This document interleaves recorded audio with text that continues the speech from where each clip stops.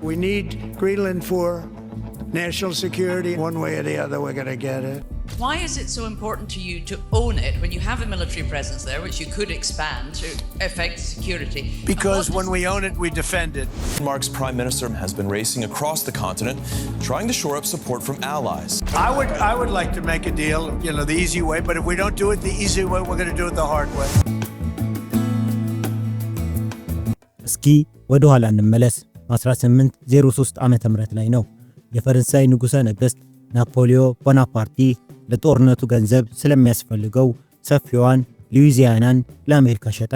በ1867 ደግሞ የሩሲያው ዛር አላስካን በ7.2 ሚሊዮን ዶላር ለአሜሪካ ሸጠ።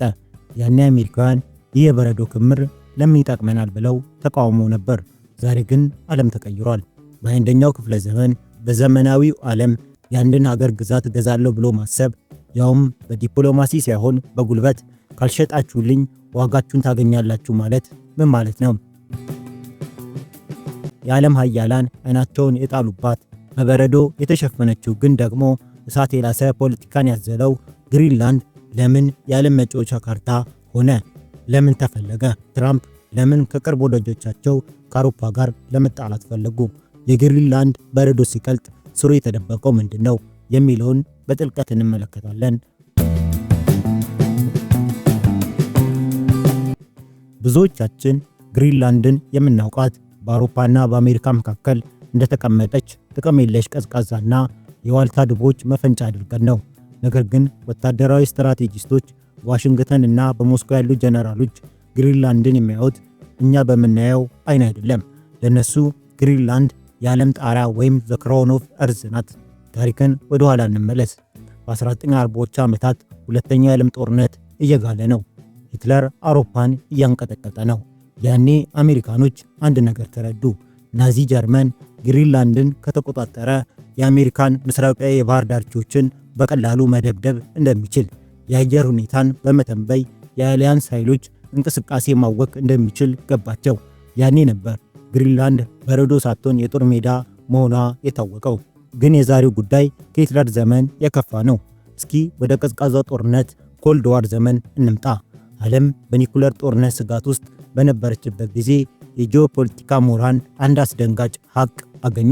ይኸውም አሜሪካና ሩሲያ በካርታ ላይ እንደሚታየው በውቅያኖስ የተራራቁ አይደሉም።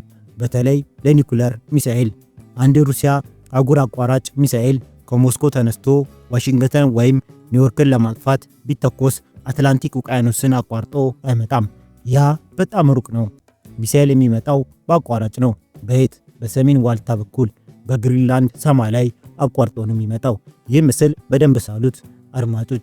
ግሪንላንድ ማለት በሁለት ታሪካዊ ባላንጦች በሁለት የኒኩለር ኃያላን መካከል የተቀመጠች ብቸኛዋ የበረዶ ምድር ናት። ዶናልድ ትራምፕ ግሪንላንድን እገዛለሁ ሲሉ ብዙዎቹ እንደ ቀልድ ወይም እንደ እብደት ነበር የተመለከቱት። ነገር ግን ከዚህ ንግግር በስተጀርባ ያለው ስሌት የህይወትና የሞት ጉዳይ ነው። ጉዳዩ ጊዜ ነው። በዘመናዊ የኒኩለር ጦርነት ሳይንስ ውስጥ 15 ደቂቃ ማለት ምን ማለት ይመስላችኋል? ለእኔና ለእናንተ 15 ደቂቃ ቡና የምንጠጣበት፣ ዜና የምናዳምጥበት አጭር ጊዜ ነው። ለአሜሪካ መከላከያ ኃይል ግን 15 ደቂቃ ማለት ኒውዮርክ በካርታ ላይ ትጥፋ ወይስ ትትረፍ የሚለውን የሚወስን ወሳኝ ቅጽበት ነው። ነገሩ እንዲህ ነው። ሩሲያ የኒኩለር ሚሳኤል ብትተኩስ ያም የኒኩለር ሚሳኤል አሜሪካ ምድር ለመድረስ የተወሰኑ ደቂቃዎች ይፈጁበታል። አሜሪካ ይህን ሚሳኤል አስቀድማ ካላየችው ለመከላከል ሆነ መልሶ ለማጥቃት ጊዜ አይኖራትም። እዚህ ላይ ነው የግሪንላንድ ዋጋ እንደ አልማዝ የሚወደደው። አሜሪካ ግን ግሪንላንድን የራሷ ግዛት ካደረገች፣ ራዳር ከተከለች፣ የኒኩለር ሚሳኤል ገና ከሩሲያ ሲነሳ የግሪንላንድ ራዳሮች ወዲያውኑ ይጠቁማሉ። ይህ ቅድመ መረጃ ለአሜሪካ ፕሬዝዳንትና ለጦር ኃይሉ የ15 ወይም የ20 ደቂቃ የማስጠንቀቂያ ጊዜ ይሰጣቸዋል። ይቺ ደቂቃ አሜሪካ የኒኩለር ሚሳኤሉን አየር ላይ እንድታመክነው ወይም የራሷን ጦር እንድታዘጋጅ እድል ይሰጣታል።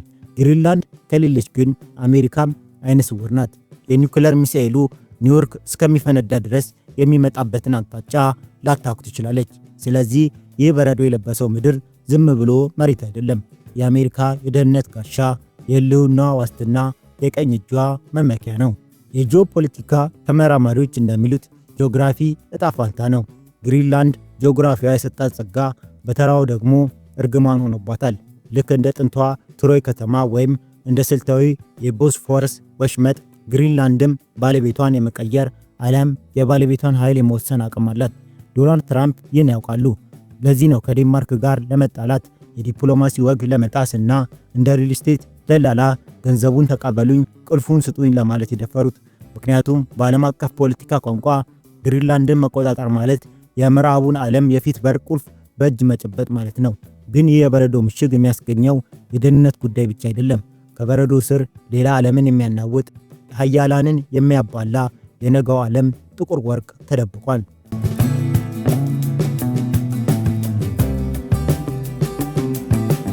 ብዙዎቻችን ግሪንላንድን ስናስብ የሚታየን የበረዶ ክምር እና ባዶ ሜዳ ነው።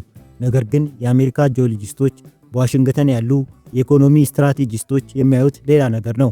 እነሱ ከነጭ በረዶ ስር አረንጓዴ የዶላር ኖት ያያሉ። እንዴት የሚለውን እንመልከት። የዘመኑ ፖለቲካ ከቀድሞ ይለያል። ድሮ ጦርነት የሚደረገው ስለ ቅመማ ቅመም ወይም ስለ ወርቅ ነበር። የዛሬው ጦርነት ግን ስለ ቴክኖሎጂ ነው። የኔና የእናንተ ስማርት ስልኮች፣ የአሜሪካ ዘመናዊ F-35 የጦር ጀት፣ ዓለምን የሚቀይሩ የኤሌክትሪክ መኪኖች፣ እነዚህ ሁሉ የሚሰሩት ከምን ይመስላችኋል? መልሱ ሬር እርዝ ኤለመንት ወይም ብርቅዬ ማዕድናት የሚባሉ ስማቸው ለመጥራት እንኳን የሚከብዱ እንደ ኒዮዲሚየም፣ ዲስፕሮሲየም፣ ላቲኒየም ከተባሉ የማዕድን አይነቶች ነው። ያለ እነዚህ ማዕድናት አሜሪካ ምንም ያህል ጦር ቢኖራት ቴክኖሎጂዋ ሽባ ነው። ዘመናዊ ሚሳኤል መምራት አትችልም። ሳተላይት ማምጠቅ አትችልም። እዚህ ላይ ነው ጨዋታው የሚካረረው። ልብ በሉ፣ በአሁን ሰዓት የዚህም ብርቅዬ ማዕድን ገበያ 90% የተቆጣጠረችው ማናት? የአሜሪካ ቀንደኛ ባላንጣ የሆነችው ቻይና ናት። አሜሪካ የቴክኖሎጂ ጉሮሮዋ በቻይና እጅ ተይዟል ማለት ነው። ይህ ለአሜሪካ የሞሸረት ጉዳይ ነው። ታዲያ መፍትሄው ምንድን ነው? መፍትሄው ግሪንላንድ ናት። በግሪንላንድ ደቡባዊ ጫፍ ኪቫን ፊልድ የተባለ ቦታ አለ። ይህ ቦታ ዝም ብሎ ተራራ አይደለም። ጂኦሎጂስቶች እንደሚሉት ይህ ቦታ የዓለም ቴክኖሎጂ ባንክ ነው። እዚህ ቦታ ላይ ብቻ አሜሪካና አውሮፓን ለሚቀጥሉት 100 ዓመታት ሊያኖራቸው የሚችል ቻይናን የሚያስንቅ በቶን የሚቆጠር ብርቅዬ ማዕድናት ተገኝተዋል። ዶናልድ ትራምፕ ይህን ያውቃሉ። ግሪንላንድን ንግዛ ሲሉ እነሱ የፈለጉት መሬቱን ሳይሆኑ ከመሬቱ ስር ያለውን ቴክኖሎጂ ነዳጅ ነው። ነገሩ በዚህ ብቻ አያበቃም። ከቴክኖሎጂ ማዕድን በተጨማሪ ግሪንላንድም ሌላ ጉድ ይዛለች። ታሪክን ወደ ኋላ መለስ ብለን ስንፈትሽ አንድ አስደናቂ እውነት እናገኛለን። የሰው ልጅ ታሪክ የፍለጋ ታሪክ ነው፣ የሀብት ፍለጋ። እስኪ ወደ 1938 ዓ.ም እንሂድ። በዛን ጊዜ ሳውዲ አረቢያ ምን ነበረች? ማንም ዞር ብሎ የማያት በሞቃት አሸዋ የተሸፈነች የዘላኖች ምድር ነበረች። ነገር ግን አንድ ቀን ያ አሸዋ ሲቆፈር ከስሩ ጥቁር ወርቅ ፈነዳ። ድፍድፍ ዘይት፣ ፔትሮሊየም። ያ ፍሳሽ የሳውዲን ብቻ ሳይሆን የመላው ዓለምን ታሪክ ቀየረው። አሸዋው ወደ ወርቅ ተቀየረ። ሀያላን ሀገራት እንደ ንብ መንጋ ወደ በረሃው ከነፉ። ዛሬ በ21ኛው ክፍለ ዘመን ታሪክ ራሱን እየደገመ ነው፣ ግን ቦታው ተቀይሯል። በረሃው በአሸዋ ሳይሆን በበረዶ ተሸፍኗል። ቦታው ግሪንላንድ ናት። የአሜሪካ ጂኦሎጂካል ሰርቬ በወጣው መረጃ መሰረት በአርክቲክ ክልል ውስጥ ካለውና ገና ካልተነካው የዓለም የዘይት ሀብት ውስጥ 13% እንዲሁም 30% የተፈጥሮ ጋዝ በዚያው አካባቢ ይገኛል። ቁጥሩን ልንገራችሁ። ግሪንላንድ በሆዷ 31 ቢሊዮን በርሜል ድፍድፍ ዘይት ይዛለች። ይህ ቁጥር ምን ማለት እንደሆነ ለማወቅ አንድ ንጽጽር እንውሰድ። ይህ ክምችት አሜሪካ በገዛ ምድሯ ላይ ካላት አጠቃላይ የተረጋገጠ የዘይት ክምችት ጋር እኩል ነው። አስቡት፣ አሜሪካ በጓሮዋ ሌላ ሁለተኛ አሜሪካ የሚያክል የዘይት ሀብት አግኝታለች። ታዲያ ይህ ሁሉ ሀብት እያለ ግሪንላንድ ለምን ደሃ ሆነች? ለምንስ በዴንማርክ እርዳታ ትኖራለች የሚል ጥያቄ መነሳቱ አይቀርም። መልሱ አንድ ነው፣ ተፈጥሮ። ለዘመናት የሁሉ ሀብት በኪሎ ሜትሮች በሚቆጠር ወፍራም በረዶ ተሸፍኖ ነበር። እንደ ስሊፒንግ ቢዩቲ ወይም እንደተኛችው ንግሥት ሀብቱ ማንም ሳይነካው ተኝቶ ነበር። ማንም ሊቆፍረው አይችልም፣ ማንም ሊያወጣው አይችልም። ወጪው እጅግ ውድ ነበር። ነገር ግን አሁን ታሪክ እየተቀየረ ነው። አሁን የአየር ንብረት ለውጥ የሚባል አዲስ ተዋናይ መጥቷል። ለዓለም ሕዝብ የአየር ንብረት ለውጥ መጥፎ ዜና ሊሆን ይችላል። ለአሜሪካና ለሩሲያ ኩባንያዎች ግን የምስራች ነው። በረዶ ሲቀልጥ የተፈጥሮ ካዝናው በሩ እየተከፈተ ነው። ድሮ በበረዶ ተሸፍኖ የነበረው መሬት አሁን ለማዕድን ቁፋሮ ምቹ እየሆነ ነው። ተራራው እየተራቆተ ውስጥ ያለው ወርቅ፣ ዩራኒየም፣ ዚንክና አልማዝ እያሳየ ነው። ስለዚህ የዶናልድ ትራምፕ ፍላጎት ድንገተኛ ስሜት ወይም የእብደት ንግግር አይደለም። በደንብ የተሰላ የረጅም ጊዜ ኢኮኖሚ ስልት ነው። ግሪንላንድን የያዘ ሀገር የነገው የኤሌክትሪክ መኪና ገበያ ይቆጣጠራል። ግሪንላንድን የያዘ ሀገር የነገው የጦር መሳሪያ ቴክኖሎጂን ይቆጣጠራል። ግሪንላንድን የያዘ ሀገር ባጭሩ የ21ኛው ክፍለ ዘመን ኢኮኖሚን ይዘውራል። ይቺ በረዶ የለበሰች ደሴት ድሃ የምትመስል ቢሊዮነር ናት። እናም አሜሪካ ይህን ሀብት ለሩሲያ ወይም ለቻይና አሳልፋ መስጠት አትፈልግም። ግን ይህ ሀብት ብቻውን ዓለምን ወደ ጦርነት ሊወስድ ይችላል? በረዶ ሲቀልጥ የሚፈጥረው አዲስ የንግድ መስመርስ ምን ይመስላል? ይህ ደግሞ ሌላ የዚህ ታሪክ አስገራሚ ምዕራፍ ነው።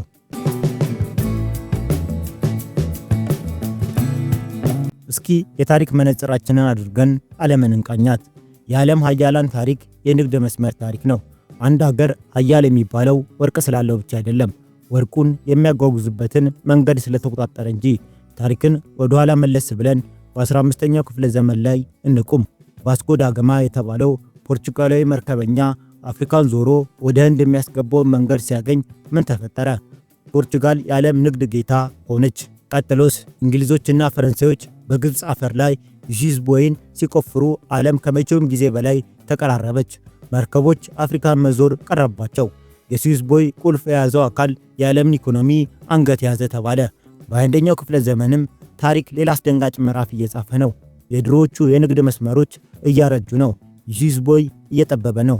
የፓናማ ቦይ እየተጨናነቀ ነው። ታዲያ የነገው ዓለም ወርቃማ መስመር የት ነው? መልሱ ከጭንቅላታችን በላይ የሰሜን ዋልታ በግሪንላንድ በረዶ ውስጥ ተደብቆ የነበረው መንገድ ነው። ስሙም ዘ ኖርዝ ዌስት ፓሴጅ ወይም የሰሜን ምዕራብ መተላለፊያ ይባላል። ለብዙ መቶ ዓመታት ጀብደኛ መርከበኞች ይህን መስመር ለመፈለግ ሕይወታቸውን ገብረዋል። በ1845 ዓ.ም ሰር ጆን ፍራንክሊን የተባለ እንግሊዛዊ ይህን በሰሜን በኩል ያለውን አቋራጭ መንገድ ለመፈለግ ከ129 ሰዎች ጋር ወደ አርክቲክ ዘመተ። ውጤቱ ምን ነበር? ሁሉም አለቁ። መርከቦቻቸው በበረዶ ተሰባበሩ። በረዶ መንገዱን ዘግቶ ነበር። ማንም ሊያልፍ አይችልም ነበር። ተፈጥሮ ይህን መንገድ ዝግ ነው ብላ አዋጅ ያወጣች ይመስል ነበር። ዛሬ ግን ያ የተዘጋው በር እየተከፈተ ነው። መልሱ አከራካሪው የአየር ንብረት ለውጥ ነው። ግሪንላንድን የሸፈናት በረዶ በፍጥነት እየቀለጠ ነው። ናሳ ባወጣው መረጃ መሰረት አርክቲክ ከሌላው ዓለም በ4 እጥፍ ፍጥነት እየሞቀ ነው። ይህ ሙቀት ለፔንግዊኖችና ለዋልታ ድቦች መርዶ ቢሆንም ለዓለም አቀፍ የመርከብ ኩባንያዎች ግን የዘመኑ ታላቅ ሎተሪ ነው። እስኪ በሐሳብ እናስለው። አንድ ግዙፍ የንግድ መርከብ ከለንደን ተነስታ ቶኪዮ መድረስ ብትፈልግ እና በፓናማ ቦይ በኩል ብትሄድ ወደ 23000 ኪሎ ሜትር መጓዝ አለባት። በስዊዝ ቦይ በኩል ብትሄድ ደግሞ 21000 ኪሎ ሜትር ነው። ነገር ግን ልብ በሉ፣ እቺ መርከብ በሰሜን ዋልታ ግሪንላንድ ታካ በሰሜን ምዕራብ መተላለፊያ ብትሄድስ ርቀቱ ወደ 16000 ኪሎ ሜትር ይወርዳል። ይህ ማለት 7000 ኪሎ ሜትር ተቀነሰ ማለት ነው። ይህ ማለት የ2 ሳምንት ጉዞ ተቆጠበ። በሚሊዮን ዶላር የሚቆጠር የነዳጅ ወጪ፣ የመርከበኞች ደሞዝና የጊዜ ወጪ ተረፈ ማለት ነው። በንግዱ ዓለም ጊዜ ማለት ገንዘብ ነው። ይህ አቋራጭ መንገድ የዓለምን የንግድ ካርታ እንደገና የሚስል ነው። ዶናልድ ትራምፕ ይህን ያውቃሉ። አሜሪካ ይህን ታውቃለች። ወደፊት የዓለም ንግድ ከምስራቅ ወደ ምዕራብ የሚጓዘው በዚህ በግሪንላንድ በኩል ባለው መስመር ከሆነ የዚህ መስመር ኬላ ጠባቂ ወይም ጌት ኪፐር አሜሪካ መሆን አለባት እያሉ ነው። ልክ ግብፅ የስዊዝ ቦይን እንደምትቆጣጠረው፣ ፓናማ የፓናማን ቦይ እንደምትቆጣጠረው ይህ አዲሱን ዓለም ሱፐር ሃይዌይን የሚቆጣጠረው ግሪንላንድን የሚቆጣጠረው ኃይል ነው። ለዚህ ነው አሜሪካ በግሪንላንድ ላይ አይኗን የጣለችው። ግሪንላንድ የዚህ መንገድ መግቢያና መውጫ ላይ የተሰቀለች ትልቅ ቁልፍ ምድር ናት እና ወደ አርክቲክ ውቅያኖስ ለመግባት ሆነ ለመውጣት መርከቦች የግሪንላንድን ባህር ዳርቻ ማለፍ አለባቸው። ስለዚህ አሜሪካ ግሪንላንድን ከተቆጣጠረች በቀላሉ የዓለምን ንግድ የትራፊክ ፖሊስ ትሆናለች። ማን ማለፍ እንዳለበት፣ ማን መቆም እንዳለበት መወሰን ትችላለች። ነገሩ ግን አልጋ ባልጋ አይደለም። እዚህ ላይ አንድ ሌላ ተቀናቃኝ አለ፣ የሰሜኑ ድብ ሩሲያ። ሩሲያ ከግሪንላንድ በተቃራኒ በኩል የራሷን ኖርዝ ሲ ሩት የሰሜን ባህር መስመር እያስተዋወቀች ነው። ቭላዲሚር ፑቲን በአርክቲክ አካባቢ ግዙፍ ወታደራዊ ሰፈሮችን ገንብተዋል። ኒውክሌር ኃይል የሚጠቀሙ የበረዶ ሰባሪ መርከቦችን አሰማርተዋል። ሩሲያ የአርክቲክን ውቅያኖሶች እንደ ራሷ የግል ሐይቅ ነው የምታየው። አሜሪካ በዚህ ጨዋታ ዘግይታለች። ቻይና እንኳን እኔም አርክቲክ አጠገብ ያለው ሀገር ነኝ ብላ ራሷን ሰይማ በዚሁ መንገድ ላይ ድርሻ ትፈልጋለች። አሜሪካ ይህን የሩሲያና የቻይናን እንቅስቃሴ ለመክታት የግድ ያለአንዳች ጥርጣሬ ግሪንላንድን እንደ ስትራቴጂ መቆጣጠሪያ ጣቢያ ትፈልጋለች። የአየር ንብረት ለውጥ በረዶን እያቀለጠው ነው። ፖለቲካው ደግሞ እየጦዘ ነው። ግሪንላንድ በአንድ በኩል የተፈጥሮ ሰለባ፣ በሌላ በኩል ደግሞ የጂኦፖለቲካ ሽልማት ሆናለች። ዶናልድ ትራምፕ ግሪንላንድን ልግዛ ሲሉ እነሱ ያዩት ካርታ ላይ ያለውን መሬት ብቻ አይደለም። እነሱ ያዩት ወደፊት መርከቦች ሲተራመሱበት፣ ኮንቴነሮች ሲጓጓዙበት፣ እናም አሜሪካ በኬላው ላይ ቆማ ግብር የምትሰበስብበት የወደፊቱን ዓለም ነው። ነገር ግን ይህ ምኞት ለማሳካት አሜሪካ ምን አይነት ዋጋ መክፈል አለባት? የኔቶ ጓደኞቿ በተለይም ዴንማርክ እና የተቀረው አውሮፓ አሜሪካ በጓሯቸው መታ ሁሉ ስታደርግ ዝም ይላሉ ወይስ ይህ ጉዳይ የሁለት ወዳጅ ሀገራትን ወዳጅነት ወደ ጠላትነት ይቀይረዋል? አሜሪካስ ግሪንላንድን ለመውሰድ የምትጠቀመው ስልት ምንድን ነው? የጉልበት ወይስ የገንዘብ? ይህንን እጅግ ወሳኝ ጥያቄ በዝርዝር እንመልከተው።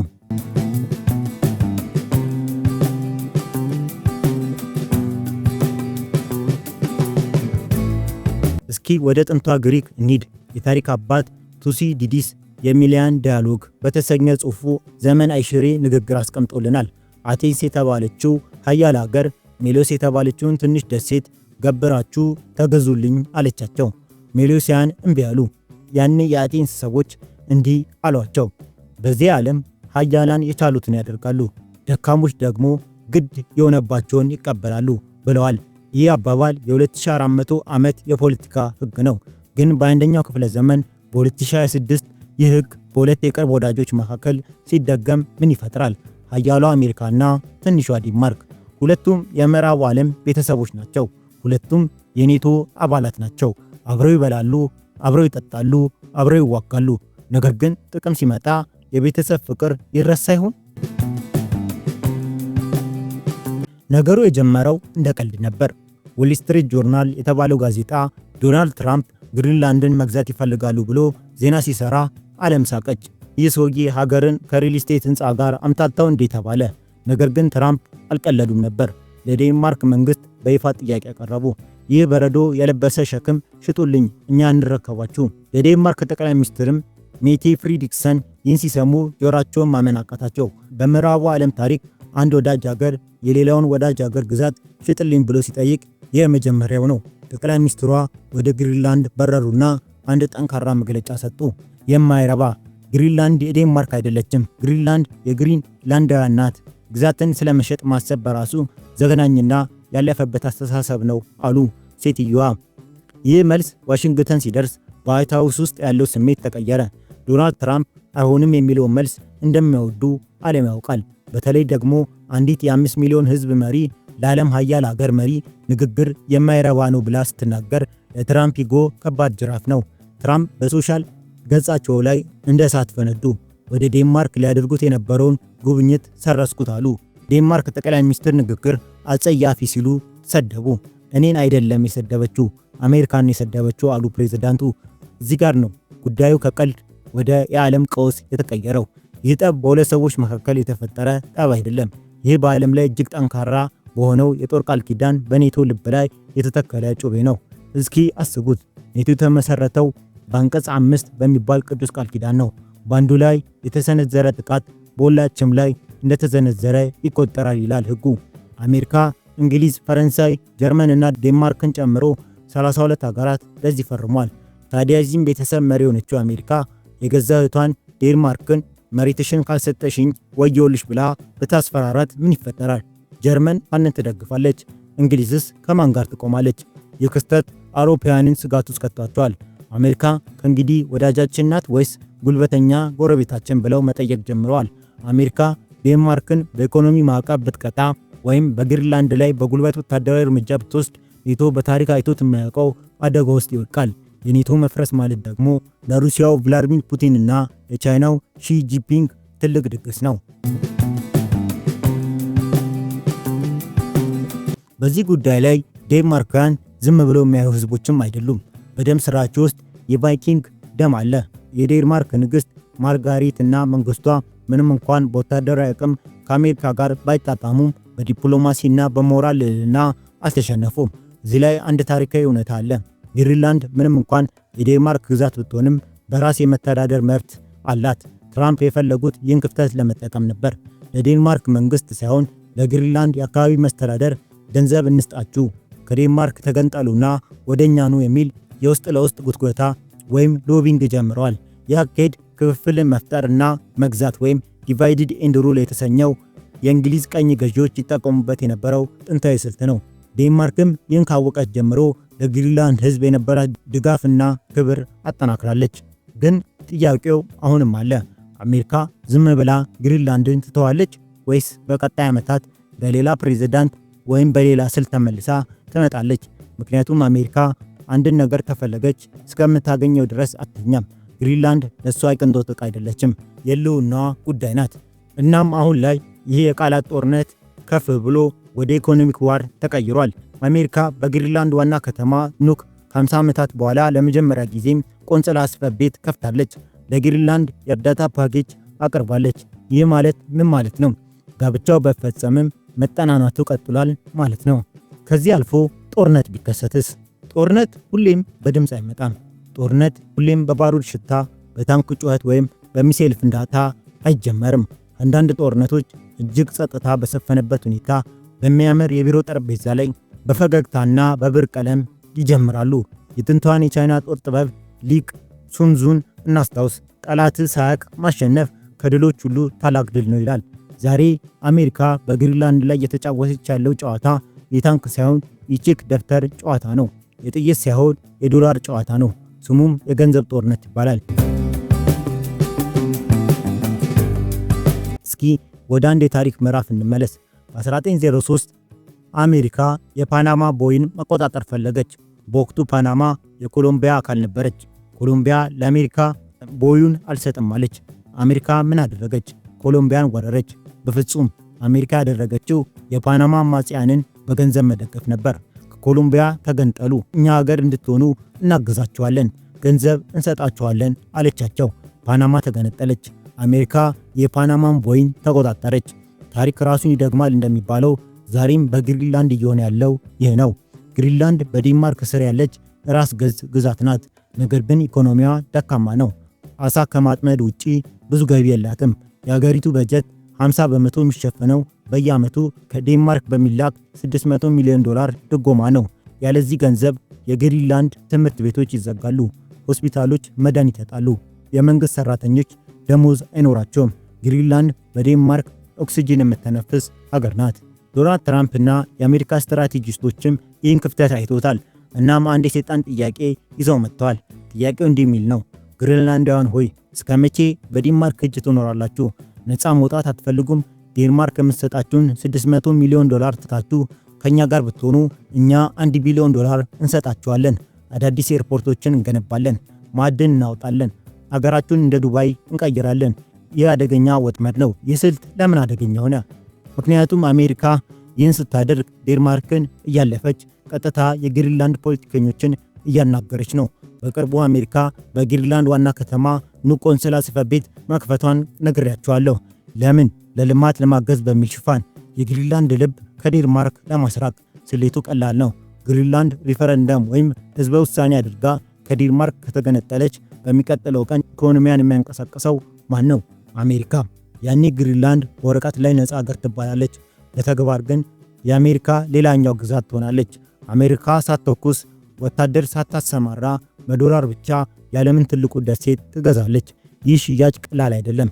እዚህ ጋር አንድ ትልቅ ቁማር አለ። ሩሲያና ቻይና ይህን በዝምታ ያሉ። ቻይና ለግሪንላንድ እኔም ኤርፖርት ልገንባላችሁ፣ እኔም ማዕድን ላውጣላችሁ ብላ ጥያቄ አቅርባ ነበር። አሜሪካ ግን ለዴንማርክ መንግስት ማስጠንቀቂያ ሰጠች። የቻይናን ገንዘብ እንዳትቀበሉ አለች። አስቡት፣ አሜሪካ እኔ ልግዛሽ እንጂ ሌላ ሰው እንዳይነካሽ እያለች ነው። ግሪንላንድ 57000 ሰዎች ብቻ የሚኖሩባት በረዶና ድንጋይ የሞላባት ምድር ዛሬ የዓለም ሀያላን የመታገያ ሜዳ ሆናለች። ይህ የሚያሳየው አንድ መራር እውነት አለ። በዘመናዊ ዓለም ሉዓላዊነት ለድሆች የቅንጦት ዕቃ እየሆነ ነው። ሀያላን ሀገራት ድንበርን በታንክ ብቻ ሳይሆን በባንክ ይሻገራሉ። ግሪንላንድ የዚህ አዲስ የቀኝ ግዛት አይነት የዚህ ኢኮኖሚ ቀኝ ግዛት ሙከራ ጣቢያ ሆናለች። ዶናልድ ትራምፕ ግሪንላንድን ገዛለሁ ሲሉ ያየናቸው እንደ ቀልድ ነበር። አሁን ግን ታሪኩን ስንመረምር ቀልድ ሳይሆን የሚመጣው የዓለም ስርዓት የሚያሳይ መስታወት መሆኑን እንረዳለን። በረዶ ሲቀልጥ ከስሩ የሚወጣው የተፈጥሮ ሀብት ብቻ አይደለም፣ የሰው ልጅ ስግብግብነትም አብሮ ይጋለጣል። ዓለም በታላቅ ጦርነት አፋፍ ላይ ናት ስንል የግድ ሚሳኤል ይተኮሳል ማለት አይደለም። ግሪንላንድን ማን ተቆጣጠረ ማለት ነው? የነገው የዓለም ኢኮኖሚ፣ የነገው ቴክኖሎጂ፣ የነገው የንግድ መስመር ማን በበላይነት ይዟል ማለት ነው እያልን ስለ ግሪንላንድ የነበረን ዝግጅት ይህን ይመስላል። አብሮን ስለነበሩ እናመሰግናለን።